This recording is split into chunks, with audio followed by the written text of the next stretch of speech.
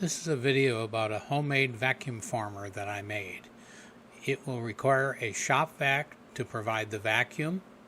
You will need a hot plate or something to produce the heat. I use a collar on mine to direct the heat up to the plate.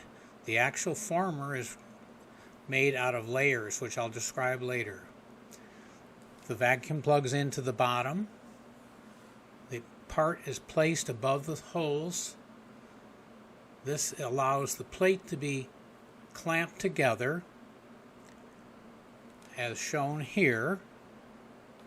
We then place it on top of the heat chimney and let it warm up for a while.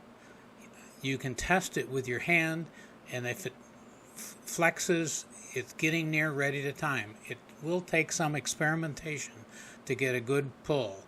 There's a good pull on a little carabiner. Here's the underside to see how it's pulled down nicely. There, I cut the plastic out. And here's a picture of the complete setup, the heater and the actual vacuum former itself. We'll show you the detailed parts. This is the vacuum port on the bottom. The three small rings interface with the hose. Here it is bolted to the unit. From the top side, that is the main plate. And above that is a separator to allow the vacuum to pass to the various holes above to make, and here's the plate with the holes. That vacuum comes out of the holes and pulls the hot plastic down. And here it is with a spacer that I use for ease of lining things up. The flange on the end is used to allow you to clamp it to the workbench.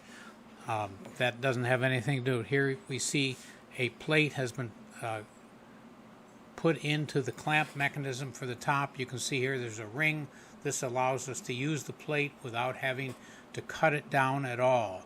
These are just some extra spacers that you can use if you're using flat material.